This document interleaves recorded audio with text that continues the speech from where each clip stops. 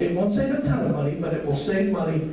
And more importantly, I think anybody that's ever been down there and they've seen the actions of 203 people on that floor, it's just crazy.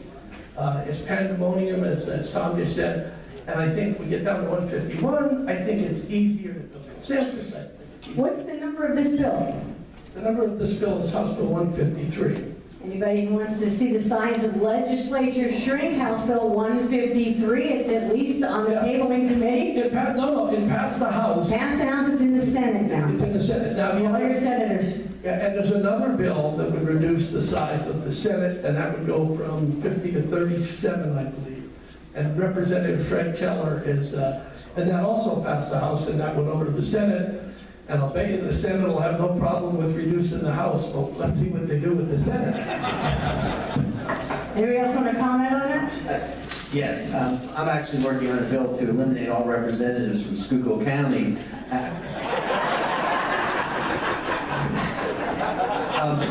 I think it's and I co-sponsored Jerry's legislation. It's a good start, and I applaud the gentleman. It doesn't go far enough, all right?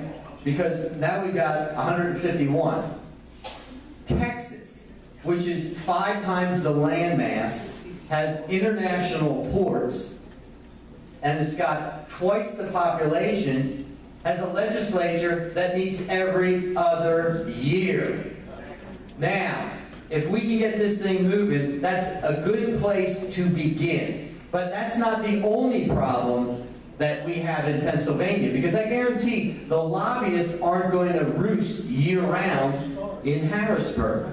I'm perfectly fine with a smaller government, more efficient, meeting on a part-time basis. And then we'll start to get serious about the infectious influence of many of these ineffective programs that have somebody at the trawl. It gets back to living within your means. When I ran for the jury commissioner position in Berks County, I said we didn't need jury commissioners. I didn't say we needed to reduce the number of jury commissioners, and I petitioned the legislature, and guess what happened? We got a bill to eliminate jury commissioners, a layer of government in Berks County, and when I went to the House of Representatives, I co-sponsored legislation to allow other counties to eliminate layers of government. And guess what? That adds up to real savings. We don't have to wait for somebody else to move. We can move on our own. My predecessor had his own secretary in Harrisburg. You know what I did? I went and I said, let's save some money. I will share this secretary with another member.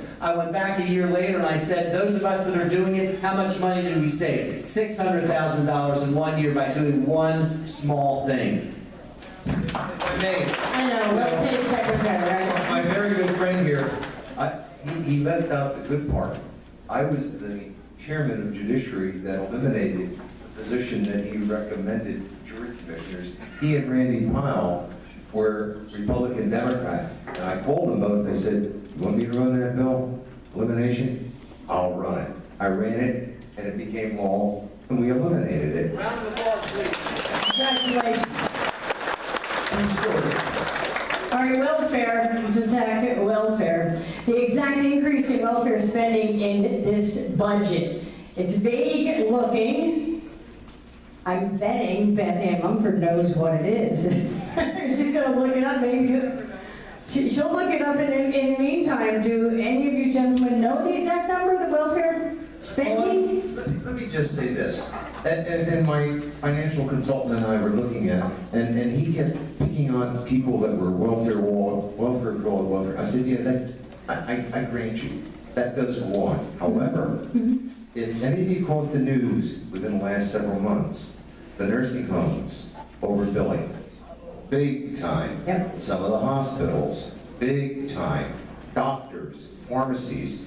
I mean, I see the small potatoes that is stolen by some individuals, and that should stop, and we need to correct it. However, the bigger pieces, we're talking several $1 million in Lehigh County just recently, overbilling from one of the nursing homes. I mean, there's not enough audits being performed to stop some of this stuff because they just don't have enough auditors in the Auditor General's department to keep an eye on where all of this money's going. When you talk about $13 billion with the state, and then the federal money piled on top of that, you know, we've got to be a little bit more careful how we cover those bills that come in from the medical community, the nursing homes. Trust me, there ought to be ways at the federal level to have identification cards for people that need to get help. I have nothing to say disagreeable about that. However, on the other hand, if everybody had an identification card that was receiving, they couldn't steal from other states, you couldn't get double overlapping, you could have some controls. That's my thoughts. How much of every tax dollar, and these are tough questions, I don't even know if you would have this without looking it up. 39 cents of every tax dollar goes to welfare.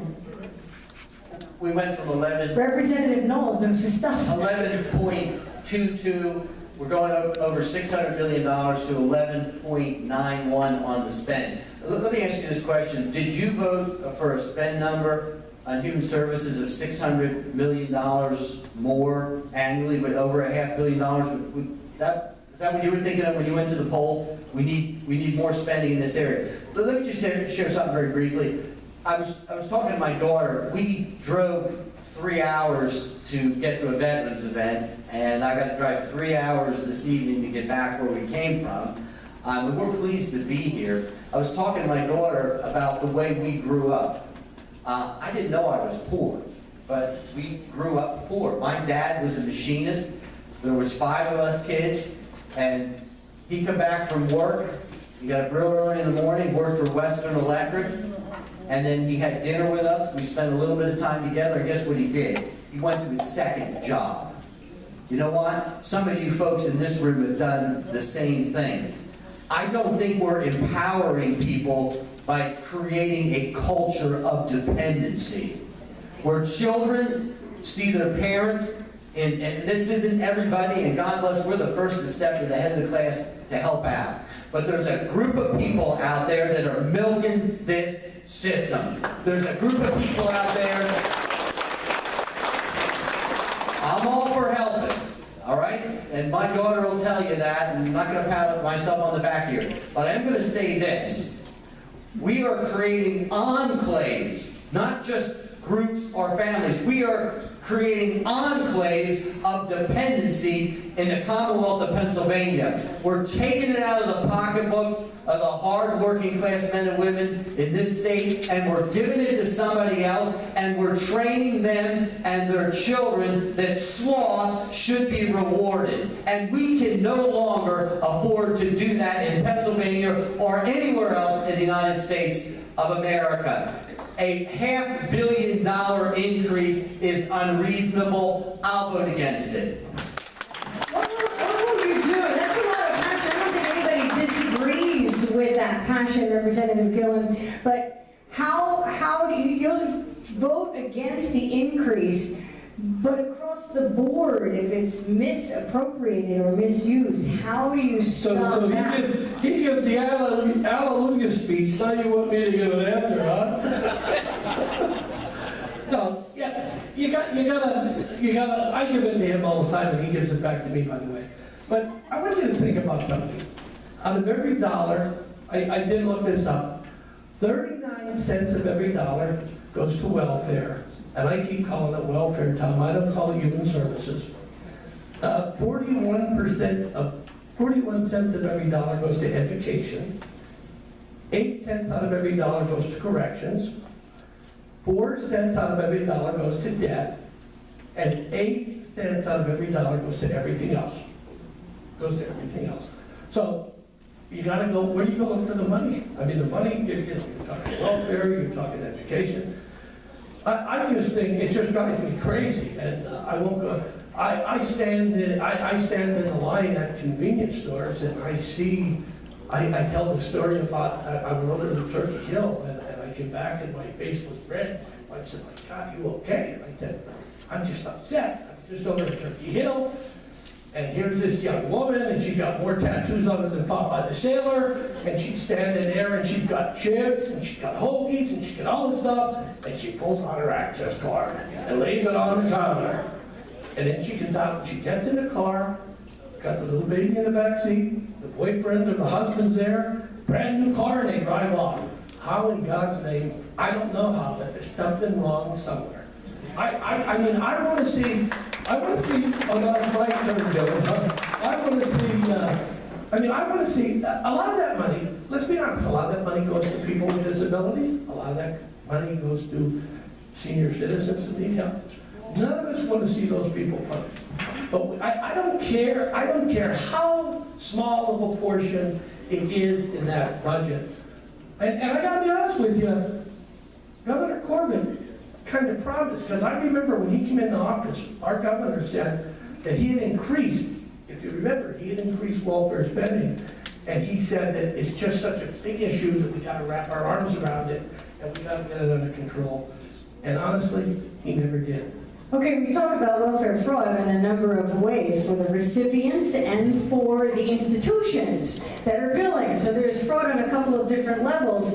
As far as the recipients, does anybody here on the panel support drug testing in order to get benefits? Yeah, I have no problem. Is there any bill out there that proposes that? Yeah, my bill. Where is that bill? It's sitting in committee. Why doesn't it come out of committee? Where's the lack of support? Because I can't convince the chairman to move it.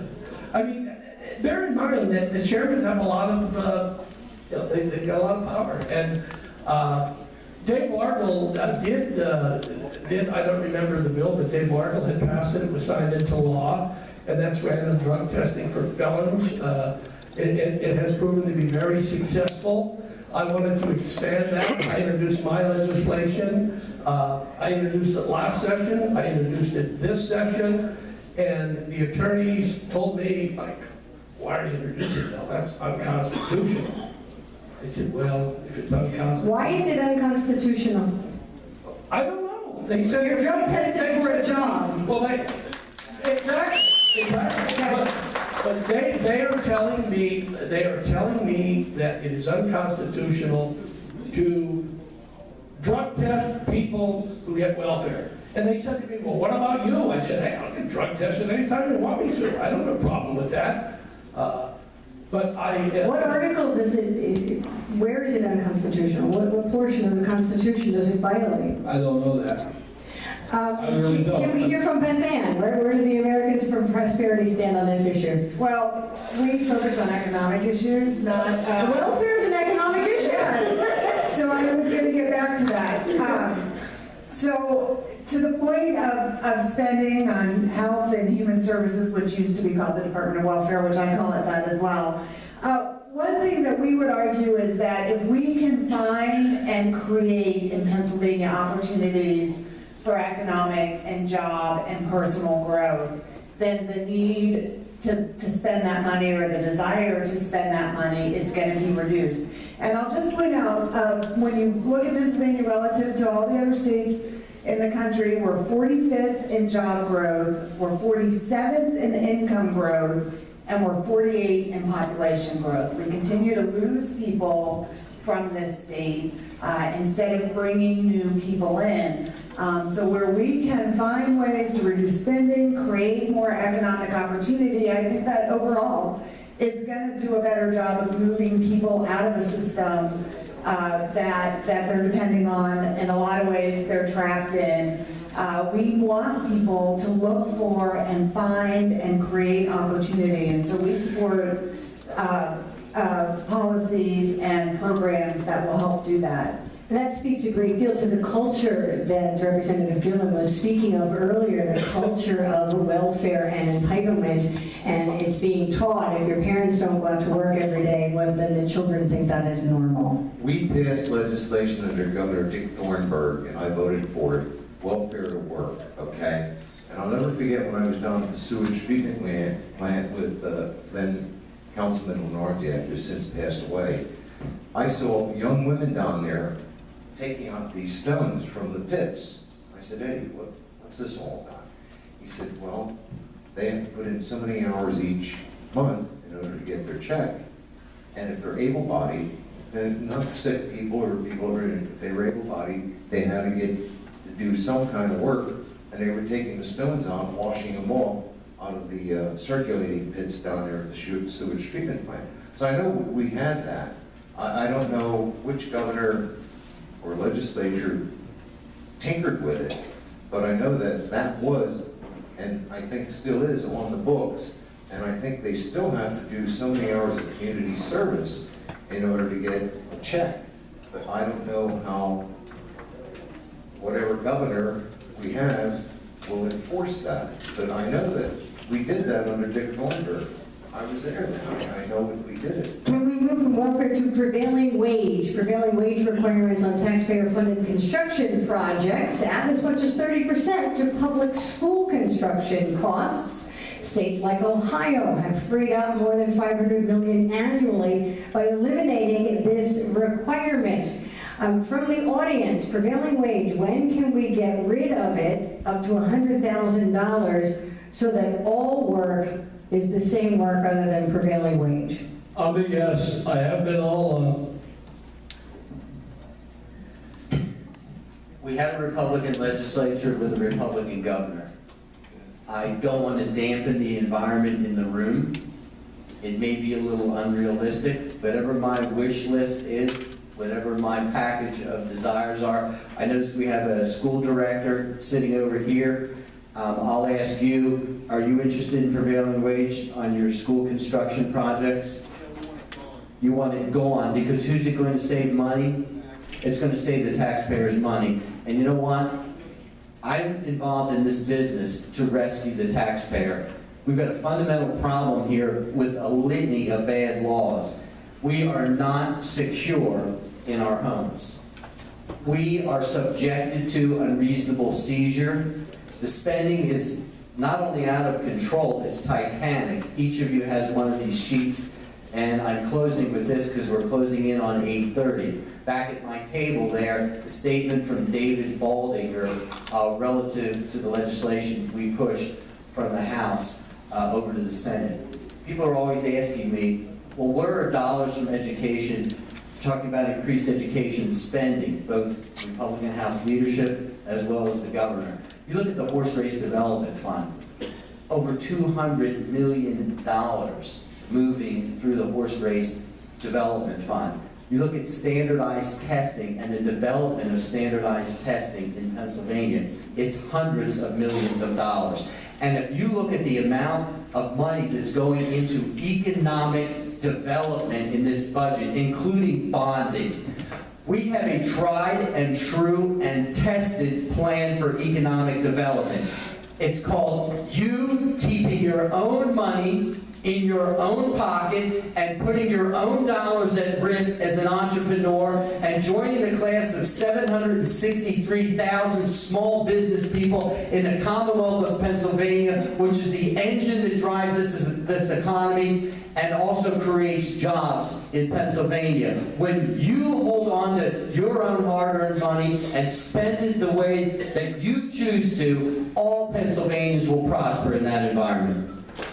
We're all going to go home tonight. Thank you very much. It is near the end. But I'm going to sneak this over. You want I to just go want to ahead? jump in. One of the things that has been proposed that I think we're all in agreement on, and this is going to be a real acid test. I've been supporting and pushing with legislation to eliminate the capital stock and franchise tax for years. Finally, they're saying we're going to do it this year. I hope that happens. That's one. That's a big boost for the business community. The second is reducing the C&I tax, cutting it in half from 9.9 to I guess 4.5 or somewhere around there.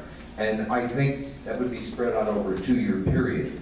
So there are some good things that we really need to do, and I think it would really help our economics and our business community if we were to do those kinds of things.